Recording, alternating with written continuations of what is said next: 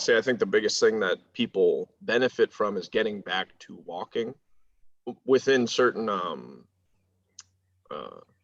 within certain guidelines. Obviously, it needs to be safe, but as long as they're walking effectively and they're being mindful about working on certain things. So one of the biggest things I'll talk to like a knee patient about and getting knee extension back, it's like, hey, try it when you are walking, since you're not doing too much of it. I don't need you thinking and being, you know, uber cerebral about how you're walking and everything. But if you're not doing too much walking right now, a good way to just get knee extension back is like try and keep your heel on the ground when you walk for as long as you can.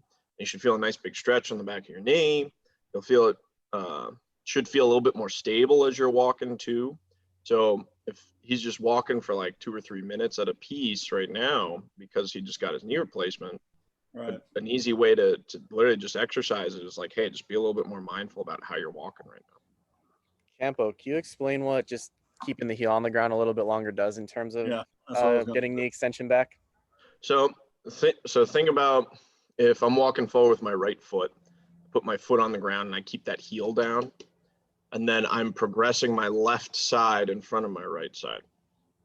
If I keep the heel down for longer on the ground, in order to achieve that, I need to create more and more extension at other places. So what I'm delaying is extension at the ankle, so plantar flexion.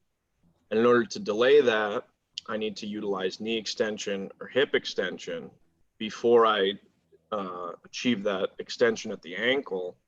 And that's how that they're going to achieve a little bit more knee extension. So what they're probably going to do, again, it's like kind of like that limp gait where they're going to almost like get off the foot as quickly as they can. One, because they don't have the knee extension to actually lock the knee out, which you're not really supposed to do during gait. But like I said, through like this little gait exercise, it's useful. What they do is they almost like hit their heel and then like push up onto their toes as quickly as you can. Just think about someone who's limping, right? So they'll hit their foot on the ground and they'll push real quick off their toes. So all I'm trying to do is just delay them as far as keeping their foot on the ground, delay how long their foot is pushing into the ground for a little bit longer. That necessitates all the other joints above it to try and attempt to do the same thing.